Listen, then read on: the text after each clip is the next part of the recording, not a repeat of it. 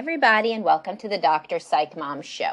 Today we're going to be talking about when younger men especially feel very masculine because their girlfriends say that they're just too much and they just want sex all the time and they're worn out, and or that it hurts because he's just so big.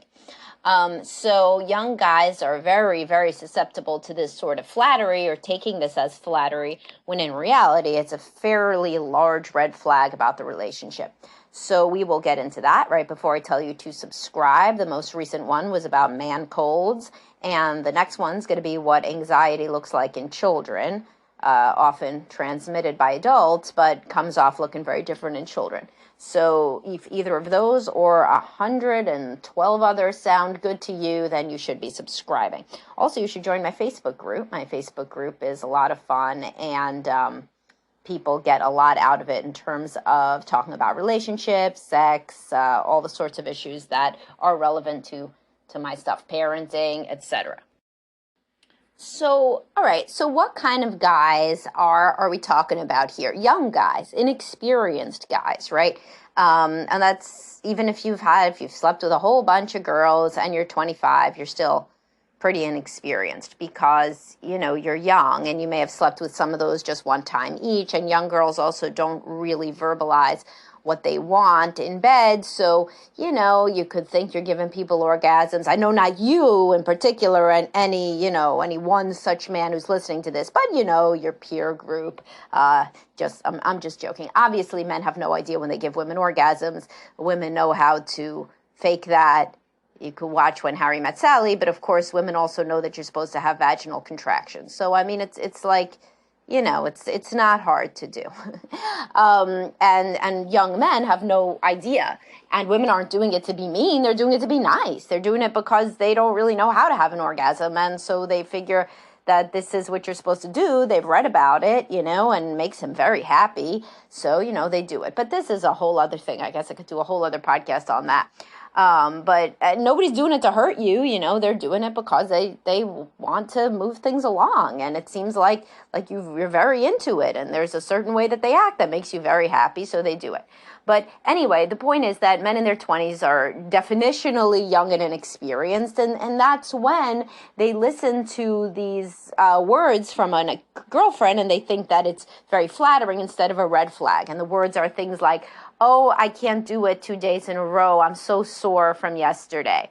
Or, "Oh, you just wear me out." Or, "Oh my God, you think about sex all the time," right? And instead of being like, "Well, wait a second, the vagina is made to push out a 7+ pound baby. How really could what I previously thought of was maybe, an A- penis really be causing this much agony, and what the hell? Like, why does she say I want it all the time? We kind of only do it really a couple times a week, I mean, instead of thinking like that, young men think, "Oh my God, I am like some kind of porn star. Holy shit. How could I possibly expect a mortal female to keep up with me? I'm a testosterone machine."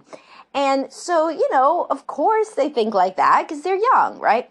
And so what happens is that they end up being with these women that really are just trying to turn them off of sex, because they don't really like it that much, not that much. And maybe the woman really does think that the man's penis being so big is the problem. If he's not done any foreplay, it does hurt. Now, of course, there are other reasons that your, vagina could hurt, and the medical reasons, etc. You should always get that checked out, Somebody wrote in to tell me that I should make sure to say everybody should get vaginal pain checked out. Yeah, sure. Get your vaginal pain checked out, 100%.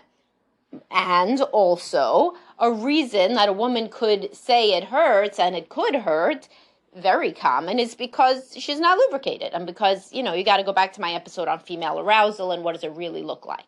Remember how I told you, it may not be your favorite analogy, but the inside of a vagina, it's like the inside of a nose, mucous membrane. For a young woman, you just put your finger in there. It seems like she's wet. She's not dry, looks wet, seems wet, like a nose is wet. That does not mean that she's really wet and excited, right? So it could be, there's two reasons that it could hurt, putting aside the medical one. So if your vagina hurts frequently after sex and you're listening to this, or that's your wife, definitely get it checked out. But Also, there's two reasons, A, you could be doing something very wrong, and B, she could not be excited, aside from the medical ones. And so if you're doing something very wrong, such as just like shoving it in there willy-nilly, or trying to finger her and you didn't clip your nails, or trying to, do like some weird position all the time and jackhammering at her, then it's going to hurt her. And if she wasn't excited to begin with, then any sort of contact with her vagina is going to hurt, which is why a lot of guys think that, talked about this in the oral sex episode, a lot of guys think going down on a woman is foreplay. It's not foreplay. Touching the genitals is sex. So foreplay is before that, kissing, stroking her breasts, so whatever other parts of her body she likes. Once you touch the genitals, though, that is sex for the woman. So going down on her is part of sex, not part of foreplay. But anyway, when guys go down on the woman, then they get her wet, so then it seems like she's wet, even if she's not really wet. So anyway, these are reasons that she might not like it. But another reason that she might not want to have sex so much, besides that you're not that good at it, which you may not be, and that's not a bad thing. She's not that good at it either, probably, if you're both inexperienced. But anyway, another one is that she just has a low sex drive. So she just doesn't want to do it that much. And so because, she's young, she figured out kind of what to say to you, the thing that you like so much.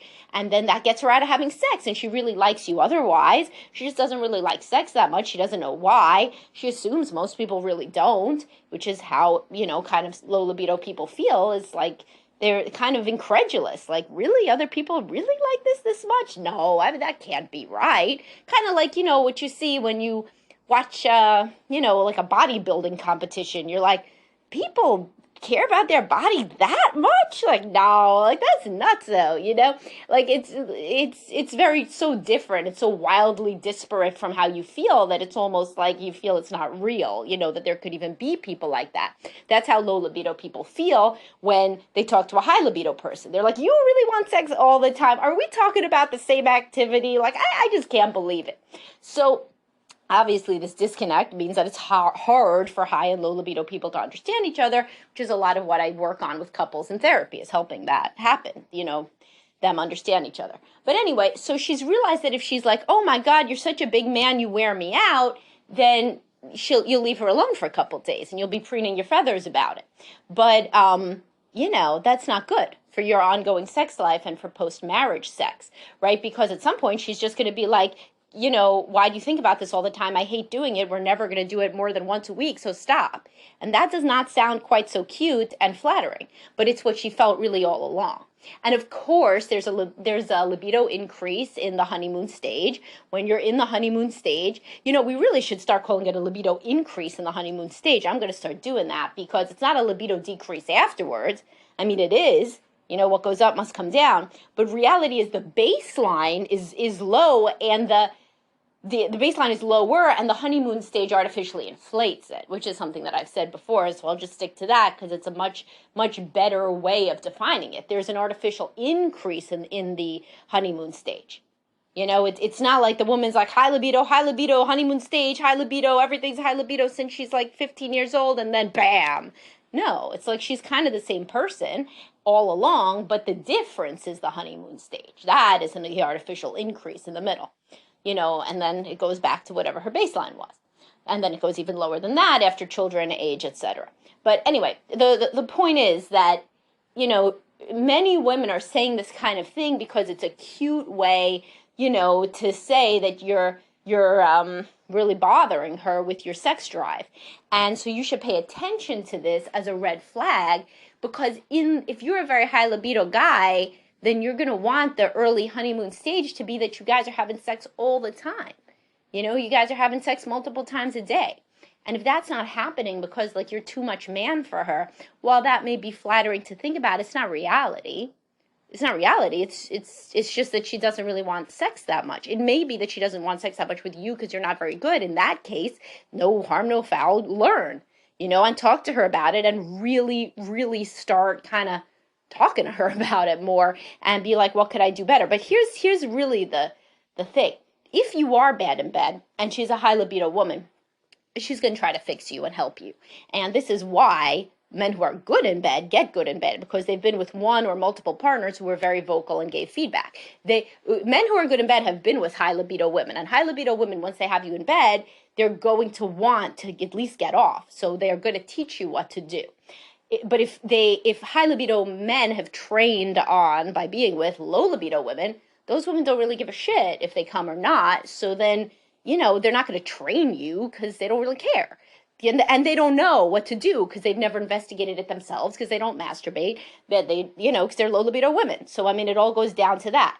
So if you're a man, a high libido man, you've had sex with one high libido, let's say high school girlfriend for 4 years. Like you guys met, then you're making out, then eventually you're having sex, and she's high libido also, right? You have learned more about how to be good in bed than a frat guy who has had 25 multiple week relationships with all low libido women, right? You know much more because you've been with at least one high libido woman that's then given you feedback. On one night stands, women don't give feedback. On multiple week relationships, women don't usually give feedback. But when you're somebody's girlfriend, then if you're high libido, you want to get off, so you give feedback. So men who have not gotten any feedback don't really know what to do. It's not their fault. They don't really know what to do. Porn doesn't tell you what to do. They could, listen to all my stuff, but, they don't know about it. and other sorts of, they could Google how to go down on a woman or something, and usually they have, but, there's a lot of misinformation out there. Either way, the point is that if you are a man and you have been put off by your girlfriend saying, oh, you know what, you're just too much, you're too much of a man, you're too much, you just want sex so much, oh my God, a poor little woman like me can't handle it. You got to take that with a grain of salt, although it may not be terribly, flattering to do it, so that you don't get into a marriage where you're like, holy mother of God, she was saying this from the time she was 22, and I was 22, and I was just too stupid to hear it. She was literally rejecting me from sex from day, 2 of our sexual relationship. And I didn't realize it, and this happens a lot, of course, to guys who are religious, because then they're not supposed to have sex before marriage. So they really are in a situation where she's putting them off always. And it's not because they're so wonderful. It's because of God. So, okay, great. So then we can't have sex because of God. Well, then guess what? On the honeymoon, God is happy with you then. And because you're married and you're still not having sex in a lot of cases, because the woman who will, adhere very readily to the no heavy petting and the no this and the no that is not a very sexual woman. From what I've seen working with religious people, the ones that are super high libido get around some of these constraints, either even the makeout sessions they have are much more passionate, because they're very high libido. And so even if, let's say, they won't have intercourse, or maybe they won't do some other stuff, whatever they do, is qualitatively different. But how does a guy know this? If he has zero experience, he's made out with maybe 3 girls. Does he really know? Definitely not.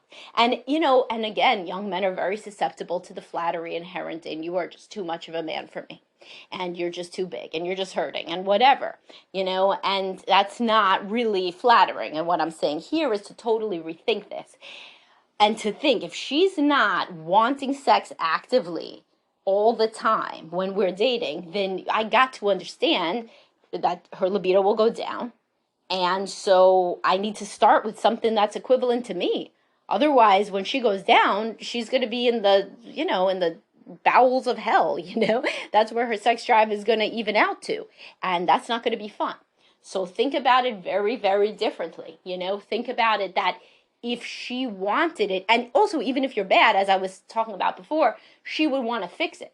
So let's say that you are not getting her off, or you've realized that kind of you can't be, because, guys sometimes kind of know. They're like, it just doesn't make sense. I mean, I hear it takes a little while to get women off, but my girlfriend, it seems to be almost immediate. I mean, I didn't really do anything. I mean, I guess I could just be that handsome, but I don't know, something doesn't check out, so some guys, to their credit, do, interrogate the kind of fake orgasm, or what the woman, sometimes she doesn't even know she's faking an orgasm. Women have that, some low libido women have that little experience, that they don't even know that when they are moaning and moving around more, that it is that they are faking an orgasm. Sometimes they just think they're trying to be good in bed. They're trying to do what they're supposed to do. And they don't understand that the man is taking it as though it is an orgasm. So they're not even faking it on purpose. Always, your partner has less sexual experience and understanding than you think. They just go by that as like a rule, and you will realize it's true for like 99% of people. But anyway, the point is that if she has never given you feedback, that is, again, it would be flattering to think that's just because you're amazing. How? How could you automatically know her body? It doesn't make any sense. If you went into a job and you didn't have to get trained, I mean, is that a good job? Like, are you really doing anything at that job? How could you have known what you're supposed to do at the job before you got to the job? It just doesn't make any sense. So this doesn't make any sense either. If she does not ever give you feedback, if she never tells you to try anything else, if she never shows you what to do, how could you be doing it? It just wouldn't be plausible. If you put on your detective hat, it would not be plausible there. And when it's not plausible, it's probably not right. So that is also a marker of a lower libido woman, is they never give feedback because they don't care enough to try to improve it, because it's not something that they're really into. Anyway, I hope that you guys got at least a few things to think about from this. If you realize you were in this situation all along, then it gives you something to not be so mad about. Yeah, like you may not be sexually compatible, but at least it wasn't the much maligned and fictional, quote, bait and switch, which I have never actually seen in real life. And in fact, when guys think it was a, quote, bait and switch, when we go back through the history, they're like, yeah, well, I mean, she did want sex more than she does now.